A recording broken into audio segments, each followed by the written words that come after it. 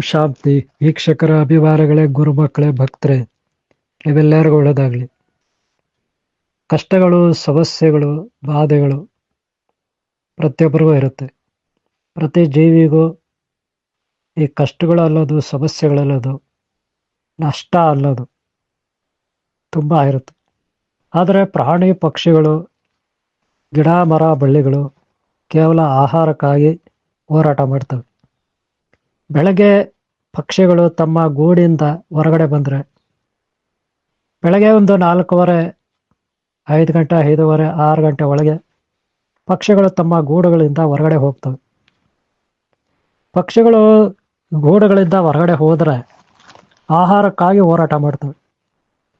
ಒಂದು ವೇಳೆ ಅವು ಗೂಡುಗಳಲ್ಲಿ ಮೊಟ್ಟೆಗಳಿಟ್ಟು ಮರಿ ಮಾಡಿದರೆ, ಆ ಮರಿಗಳಿಗಾಗಿ ದೊಡ್ಡ ದೊಡ್ಡ ಅಪ್ಪ ಅಮ್ಮ ಪಕ್ಷಿಗಳು ಆಹಾರಕ್ಕೆ ಹುಡುಕಾಟ ಮಾಡ್ತಾ ಹೋಗಿ ಹುಡುಕಾಡಿಕೊಂಡು ಆಹಾರ ತಂದು ಮರಿಗಳಿಗೆ ಉಣಬಡಿಸ್ತವೆ.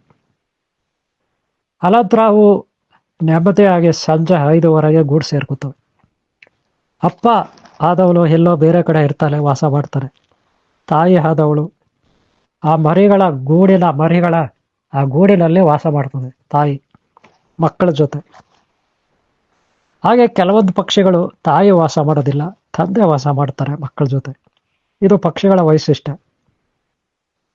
ನಾವು ಹೇತಕ್ಕಾಗಿ ಈ ವಿಚಾರ ಹೇಳ್ತಾ ಇದ್ದಿಲ್ಲ ಅಂದರೆ, ಮನುಷ್ಯ ಪ್ರಾಣಿ ಆ ರೀತಿ ಅಲ್ಲ. ಮನುಷ್ಯನಿಗೆ ನಾನಾ ರೀತಿಯ ಸಮಸ್ಯೆಗಳಿದೆ. ಕೇವಲ ತಿನ್ನಲಿಕ್ಕೆ ಊಟ ಇದ್ದರೆ, ಕುಡಿಲಿಕ್ಕೆ ನೀರಿದ್ರೆ, ಇರಲಿಕ್ಕೆ ಮನೆ ಇದ್ದರೆ ಸಾಕಾಗೋದಿಲ್ಲ ಮನುಷ್ಯನಿಗೆ. ಅವರಿಗೆ ತನ್ನದೇ ಆದ ಅಸ್ತಿತ್ವ, ತನ್ನದೇ ಆದ ಜೀವನ, ತನ್ನದೇ ಆದ ವ್ಯಾವಹಾರಿಕ ನಡಾವಳಿ ಜೀವನ ಇರುತ್ತೆ. ಅದಕ್ಕಾಗಿ ಸಾಕಷ್ಟು ವ್ಯವಸ್ಥೆಗಳು, ಸೌಲಭ್ಯಗಳು, ಸೌಕರ್ಯಗಳು ಮನುಷ್ಯನಿಗೆ ಬೇಕಾಗುತ್ತೆ.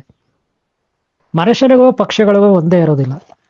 ಆದರೆ ಕೆಲವರು ಹೇಳ್ತಾರೆ, ಪಕ್ಷಿಗಳು ಸುಖವಾಗಿ ಬದುಕ್ತವೆ, ಅವಾಗ ಯಾವುದೇ ತಾಪತ್ರ ಇಲ್ಲ, ಆಸೆ ಇಲ್ಲದ ಜೀವನ ಪಕ್ಷಿಗಳದು ಅಂತಾರೆ ಕೆಲವರು. ಆದರೆ ಅವ್ರು ಹೇಳ್ದಂತೆ ವೇದಾಂತಂತೆ, ಅವರ ತತ್ವಗಳಂತೆ ಎಲ್ಲರೂ ಮನುಷ್ಯರು ಫಾಲೋ ಮಾಡೋಕ್ಕಾಗಲ್ಲ. ಕೇವಲ ತಿನ್ಲಿಕ್ಕೆ ಆಹಾರ ಇದ್ದರೆ, ಕುಡಿಲಿಕ್ಕೆ ನೀರಿದ್ರೆ, ಇರಲಿಕ್ಕೆ ಮನೆ ಇದ್ರೆ ಸಾಕಾಗಲ್ಲ ಮನುಷ್ಯನಿಗೆ. ಯಾಕಂದರೆ ಅವನಿಗೆ ಅಣ್ಣ, ತಮ್ಮ, ಅಕ್ಕ, ತಂಗಿ, ಅಪ್ಪ, ಅಮ್ಮ, ಬಂಧು ಬಳಗ ಇತ್ಯಾದಿ ಇತ್ಯಾದಿ ಇರ್ತಾರೆ. ಅವರೆಲ್ಲರನ್ನೂ ಇವನು ನೋಡಬೇಕಾಗುತ್ತೆ. ಮನೆಯಲ್ಲಿ ಒಬ್ಬ ದುಡಿಯುವ ಯಜಮಾನನಾಗಿ ಅವರೆಲ್ಲರನ್ನೂ ನೋಡಿಕೊಂಡು, ಎಲ್ಲರ ಕಷ್ಟ ಸುಖಗಳಲ್ಲಿ ಭಾಗಿಯಾಗಿ ಅವ್ರಿಗೆ ಬೇಕಾದ ಸೌಲಭ್ಯಗಳನ್ನು ಒದಗಿಸ್ಕೊಡ್ಬೇಕಾಗುತ್ತೆ. ಆದ್ದರಿಂದ ಪಕ್ಷಿಗಳಿಗೂ ಮನುಷ್ಯನಿಗೂ ಒಂದೇ ಆಗೋದಿಲ್ಲ. ಹಾಗೆ ನೋಡಿದ್ರೆ ಪ್ರಾಣಿಗಳು ಹೆಂಗಂದ್ರೆ, ಬೆಳಗ್ಗೆ ಹೇಳ್ತವೆ, ಅವು ಹುಲ್ಲು ತಿಂತಾವೋ, ಸೊಪ್ಪು ತಿಂತಾವೋ, ಗೆಡ್ಡೆ ಗೆಣಸು ತಿಂತಾವೋ, ಕಾಯಿ ಪಲ್ಯ ತಿಂತಾವೋ. ಒಟ್ಟಲ್ಲಿ ಪ್ರಾಣಿಗಳು, ಅದರಲ್ಲಿ ಮಂಗಗಳು, ಕೋತಿಗಳು, ಚಿಂಪಾಂಜಿಗಳು, ಗೇರಿಲ್ಲಾಗಳು, ಹಾಗೆ ಜಿಂಕೆಗಳು, ಆನೆಗಳು, ಸಿಂಹಗಳು, ಹುಲಿಗಳು, ಚಿರತೆಗಳು ಇವೆಲ್ಲ ತಮ್ಮದೇ ಆದ ಹೋರಾಟ ಮಾಡ್ತವೆ ಕೇವಲ ಆಹಾರಕ್ಕಾಗಿ.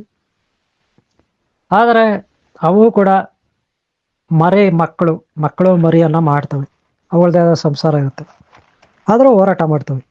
ಆದರೆ ಪಕ್ಷಿಗಳು, ಪ್ರಾಣಿಗಳು ಇವೆರಡೂ ಒಂದೇ ರೀತಿ ಇದ್ದರೂ ಸ್ವಲ್ಪ ಸಾಮ್ಯತೆ, ವ್ಯತ್ಯಾಸ ಇರುತ್ತೆ. ಆದರೆ ಮನುಷ್ಯ ಇವೆಲ್ಲದಕ್ಕಿಂತ ವ್ಯತ್ಯಾಸ ಜಾಸ್ತಿ ಇರ್ತಾರೆ. ಹೇಗೆ ಅಂದರೆ, ಪಕ್ಷಿಗಳು, ಪ್ರಾಣಿಗಳು ಕೇವಲ ತಮ್ಮ ಮರಿ ಮಕ್ಕಳು ಸಾಕಕ್ಕೆ ಆಹಾರಕ್ಕಾಗಿ ಹೋರಾಟ ಮಾಡ್ತವೆ.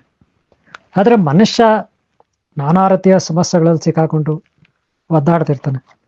ಅದು ಹೇಗೆ ಅಂದರೆ, ಮೊದಲನೇದು ಆಹಾರಕ್ಕಾಗಿ ಹೋರಾಟ ಮಾಡ್ತಾನೆ ಮನುಷ್ಯ. ತನಗಾಗಿ ಆಹಾರ, ತನ್ನವರಿಗಾಗಿ ಆಹಾರ, ಅದಕ್ಕೆ ಎಷ್ಟು ಬೇಕೋ ಅಷ್ಟು ಹೋರಾಟ ಮಾಡ್ತಾನೆ. ಎರಡನೇದಾಗಿ ತಮ್ಮ ಮೈ ಮೇಲೆ ಬಟ್ಟೆ ಹಾಕೊಳ್ಳಿಕ್ಕೆ ಬೇಕಾದ ವ್ಯವಸ್ಥೆಗಳು, ಅಂದರೆ ಒಂದು ಸೋಪು, ಶಾಂಪು, ಎಣ್ಣೆ ಇತ್ಯಾದಿ. ಹಾಗೆ ತಾನು ಓಡಾಡಲಿಕ್ಕೆ ಒಂದು ವೆಹಿಕಲ್, ಯಾವುದೋ ಒಂದು ಗಾಡಿ, ರಥ. ಹಾಗೆ ಇಷ್ಟೆಲ್ಲ ಆದಮೇಲೆ ಒಂದು ಉದ್ಯೋಗ ಅಂತಿರುತ್ತೆ. ಹಾಗೆ ಒಂದು ಅಧಿಕಾರ ಅಂತ ಆಲೋಚನೆ ಮಾಡ್ತಾನೆ ಮನುಷ್ಯ, ಅಥವಾ ಒಂದು ಸಾಧನೆ. ಅದು ಯಾವುದೋ athletic, volleyball player, cricket player, ಬ್ಯಾಸ್ಕೆಟಿಂಗ್ ಪ್ಲೇಯರು, ಅಥವಾ ಟೆನ್ನಿಸು, ಅಥವಾ ಚೆಸ್ಸು, ಅಥವಾ ಕಬಡ್ಡಿನೋ, ಸ್ವಿಮ್ಮಿಂಗು, ಏನೋ ಒಂದು, ಅಥವಾ ರೇಸು, ಕುದುರೆ ರೇಸು, ಎಲ್ಲ ಒಂದು. ಒಟ್ಟಲ್ಲಿ ತನ್ನ ಹವ್ಯಾಸಕ್ಕಾಗಿ ಒಬ್ಬ ಆರ್ಟಿಸ್ಟ್ ಆಗಿ, ಕಲೆಗಾರನಾಗಿ ಕೂಡ ಪರಿವರ್ತನೆ ಆಗಲಿಕ್ಕೆ ಕಷ್ಟಪಡ್ತಾರೆ. ಇಲ್ಲಿ ಆಶ್ಚರ್ಯದ ಸಂಗತಿ ಅಂದರೆ, ಮನುಷ್ಯನಿಗೆ ಬೇಕಾಗಿರೋದು ಆಹಾರ, ಇರಲಿಕ್ಕೆ ಒಂದು ಮನೆ, ಆರೋಗ್ಯ, ಅಷ್ಟು ಬಿಟ್ಟರೆ ಏನೇನು ಬೇಕು ಅಂತ. ಆದರೆ ಮನುಷ್ಯ ಒಬ್ಬ ಕವಿ ಇರ್ತಾನೆ, ಕಥೆಗಳು ಬರೀತಾನೆ, ಪುಸ್ತಕಗಳು ಮಾರಾಟ ಮಾಡ್ತಾನೆ, ಅಥವಾ ಪಬ್ಲಿಸಿಟಿಗಾಗಿ ಹೋರಾಟ ಮಾಡ್ತಾನೆ. ಮಾನಸಿಕವಾಗಿ ಭಾವನಾತ್ಮಕವಾಗಿ ಕುಸಿದು ಕುಂದಿ ಹೋಗ್ತಾನೆ ಸಕ್ಸಸ್ ಆಗಲಿಲ್ಲ ಅಂದರೆ. ಅದೇ ರೀತಿ ಈ ಕಬಡ್ಡಿ ಪ್ಲೇಯರ್ಸ್ ಇರ್ಬೋದು, ಕ್ರಿಕೆಟ್ ಪ್ಲೇಯರ್ಸ್ ಇರ್ಬೋದು, ಅಥವಾ ಯಾವುದೋ ಒಬ್ಬ ಕಲೆಗಾರ, ಸಿನಿಮಾ ಆಕ್ಟರ್ಗಳಿರ್ಬೋದು, ಸೀರಿಯಲ್ ಅಥವಾ ಧಾರಾವಾಹಿ ಆಕ್ಟರ್ಗಳಿರ್ಬೋದು, ಅಲ್ಲಿ ಸಕ್ಸಸ್ ಆಗಲಿಲ್ಲ ಅಂದರೆ ಕುಸಿದು ಕುಂದಿ ಹೋಗ್ತಾರೆ. ಅಷ್ಟೇ ಯಾಕೆ ಕೆಲವು ರಾಜಕೀಯ ವ್ಯಕ್ತಿಗಳು ರಾಜಕೀಯಕ್ಕಾಗಿ, ಸ್ಥಾನಮಾನಕ್ಕಾಗಿ ಹೋರಾಟ ಮಾಡ್ತಾರೆ. ಇಲ್ಲ ಕೆಲವರು ಆಧ್ಯಾತ್ಮಿಕವಾಗಿ ಯಾವುದೋ ಮಠದಲ್ಲಿ ಮಠಾಧಿಪತಿ ಆಗಲಿಲ್ಲ ಅನ್ನೋಕ್ವರೆಗೂ, ಯಾವುದೋ ದೇವಸ್ಥಾನದಲ್ಲಿ ನಾನು ಒಬ್ಬ ಪೂಜಾರಿ ಆಗಲಿಲ್ಲ ಅನ್ನೋಕ್ವರೆಗೂ ಅವರು ಈ ರೀತಿ ಕೊರಗ್ತಾರೆ. ಇಲ್ಲ ಕೆಲವರು ನಲ್ಲೊಂದು ಟೂ ವೀಲರ್ ತಗೊಳಕ್ಕಾಗಿಲ್ಲ, ಆಟೋ ತಗೊಳಕ್ಕಾಗಿಲ್ಲ, ಕಾರ್ ತಗೊಳಕ್ಕಾಗಿಲ್ಲ ಅಂತ ಇನ್ನು ಕೆಲವರು ಕೊರಗ್ತಾರೆ. ಇಲ್ಲಿ ತಿನ್ಲಿಕ್ಕಿದೆ, ಕುಡಿಲಿಕ್ಕಿದೆ, ಮೈ ಮೇಲೆ ಬಟ್ಟೆ ಹಾಕೊಳ್ಳಿಕ್ಕಿದೆ, ಏನೂ ತಾಪತ್ರ ಇಲ್ಲ, ಆರೋಗ್ಯನೂ ಇದೆ. ಆದರೆ ಸಮಸ್ಯೆಗಳು ಹಲವಾರು, 10 ಹಲವಾರು, 100. ಅವು ಈಡೇರಲಿಲ್ಲ ಅಂದ್ರೆ ತುಂಬಾ ಕುಸಿದು ಕುಂದಿ ಹೋಗ್ತಾನೆ. ಎಲ್ಲಾದ್ರೂ ಹಾಳಾಗೋಗ್ಲಿ, ಇಷ್ಟೆಲ್ಲ ಆಯ್ತಾ, ಯಾವ್ದಾದ್ರು ಸಕ್ಸಸ್ ಆಯ್ತಾ ಅಂದ್ರೆ ಕೆಲವರಂತೂ ಅಭಿವೃದ್ಧಿ ಹೊಂದದಷ್ಟು ಅಹಂಕಾರ ಅಹಂಕಾರ ಅಹಂಕಾರ ಅಟ್ಟಕ್ಕೇರುತ್ತೆ, ಆಕಾಶಕ್ಕೇರುತ್ತೆ, ಲಾಸ್ಟಿಗೆ ವಿನಾಶ ಹೊಂದ್ತಾರೆ. ಕೆಟ್ಟ ಕೆಟ್ಟ ಅಭ್ಯಾಸಗಳು, ಕೆಟ್ಟ ಕೆಟ್ಟ ಆಲೋಚನೆಗಳು, ಕೆಟ್ಟ ಕೆಟ್ಟ ದುರಾಡಳಿತ. ಕಾರಣ ಮೊದಲಿದ್ದಾಗೆ ಹೀಗಿರಲ್ಲ, ಹೀಗಿದ್ದಾಗೆ ಮೊದಲಿರಲಿಲ್ಲ ಇದು. ಅದಕ್ಕೆ ಯಾವಾಗಲೂ ಬಡತನದಲ್ಲಿರೋ ನಾವು ಗುರುದೈವನ ಆರಾಧಿಸ್ತೀವಿ, ಪ್ರಾರ್ಥಿಸ್ತೀವಿ. ನಾನು ಉದ್ಧಾರ ಆಗಬೇಕು, ನಾನು ಉದ್ಧಾರ ಆಗಬೇಕು, ನಾನು ಉದ್ಧಾರ ಆಗಬೇಕು ಅಂತ. ಆಮೇಲೆ ನನಗೆ ಪ್ರಕೃತಿ, ಗ್ರಹ, ತಾರೆ, ನಕ್ಷತ್ರ, ಗಿಡ, ಮರ, ಬಳ್ಳಿ ಸ್ಪಂದಿಸುತ್ತೆ ನಮ್ಮ ಕೂಗಿಗೆ, ನಮ್ಮ ಪ್ರಾರ್ಥನೆಗೆ, ನಮ್ಮ ಪುಣ್ಯಶಕ್ತಿಗೆ, ನಮ್ಮ ಯೋಗ ಶಕ್ತಿಗೆ. ಈ ಪ್ರಕೃತಿ ಸ್ಪಂದಿಸುತ್ತೆ, ಅದು ನಮ್ಗೆ ಏನು ಬೇಕೋ ಅದು ಕೊಡುತ್ತೆ. ಆದರೆ ಕೆಲವರು ಅಹಂಕಾರ ಪಟ್ಟು ಅಟ್ಟಕ್ಕೇರಿ, ಆಕಾಶಕ್ಕೇರಿ ದೀನ ದಲಿತರ ಮೇಲೆ, ಅಮಾಯಕರ ಮೇಲೆ, ಒಳ್ಳೆಯವರ ಮೇಲೆ ದಾಳಿ ಮಾಡ್ತಾರೆ. ದುರಾದೃಷ್ಟ, ಆಶ್ಚರ್ಯಕರ ಶಕ್ತಿ ಅಂದರೆ ಇದೆ ಈ ಭೂಮಿ ಮೇಲೆ ಅಥವಾ ಇಂಥ ಲೋಕಗಳಲ್ಲಿ. ಅದಕ್ಕೆ ನೀವು ಅರ್ಥ ಮಾಡ್ಕೊಳ್ಳಿ. ಇಲ್ಲದೆ ಇರೋವಾಗ ಪ್ರಾರ್ಥನೆ ಮಾಡಿ ಗುರುದೈವಕ್ಕೆ, ಆ ಭಗವಂತ ಗುರುದೈವ ಕೊಡ್ತಾರೆ. ಅಹಂಕಾರ ಬೇಡ. ನೆಕ್ಸ್ಟ್ ಇಲ್ಲೂ ಬೆಳೀರಿ, ಎತ್ತರಕ್ಕೆ ಬೆಳೀರಿ, ಎಲ್ಲರಿಗಿಂತ ಚೆನ್ನಾಗಿರಿ, ನೀವು ಚೆನ್ನಾಗಿರಿ, ಬೇರೆಯವ್ರನ್ನ ಚೆನ್ನಾಗಿ ನೋಡ್ಕೊಳ್ಳಿ. ಆದರೆ ಹಿಂದೆ ಎದ್ದಿದ್ದು ಹೀಗಿಲ್ಲ, ಹೀಗಿರೋದು ಮುಂದೆ ಇರುತ್ತಾ ಇಲ್ಲೋ ಹೇಳಕ್ ಬರಲ್ಲ. ಅದಕ್ಕೆ ನಾವು ಅಭಿವೃದ್ಧಿ ಹೊಂದಿದ ಮೇಲೆ ಅಹಂಕಾರ ಇರಬಾರ್ದು. ಆದರೆ ನಾವು ಅಭಿವೃದ್ಧಿ ಹೊಂದಬೇಕಾದ್ರೆ ಒಳ್ಳೆ ಮ್ಯಾಜಿಕ್ ಥರ, ಮ್ಯಾಜಿಕ್ ಮಾಡೋರ ಥರ ಯಾವುದು ಏಕಾಏಕಿ ಅವತ್ತೇ ಬರೋದಿಲ್ಲ. ಇವತ್ತು ಬೀಜ ಬಿತ್ತಿದ್ರೆ ಅದು ನಿಧಾನಕ್ಕೆ ಮೊಳಕೆ ಹೊಡಿತೆ, ಮೊಳಕೆ ಹೊಡೆದ್ಮೇಲೆ ಗಿಡ ಆಗುತ್ತೆ, ಗಿಡ ಆದಮೇಲೆ ಅದು ಹೂವು ಬಿಡುತ್ತೆ, ಹೂವು ಆಗಿ ಕಾಯಿ ಬಿಡುತ್ತೆ, ಆಮೇಲೆ ಹಣ್ಣು ಆಗುತ್ತೆ, ಆಮೇಲೆ ಫಲ ಬರುತ್ತೆ. ಅದಕ್ಕೆ ಎಷ್ಟೋ ದಿನಗಳು ಬೇಕು, ಕಾಲಮಾನ ಬೇಕು. ಹಾಗೆ ನಮ್ಮ ಜೀವನದಲ್ಲಿ ನಾವು ಅಭಿವೃದ್ಧಿ ಹೊಂದಬೇಕಾದ್ರೆ ಸಾಕಷ್ಟು ಕಾಲಮಾನನೂ ಆಗ್ಬೋದು, ಅಥವಾ ಅತಿ ಶೀಘ್ರದಲ್ಲಿ ಆಗ್ಬೋದು, ಹೇಳಕ್ಕೆ ಬರಲ್ಲ.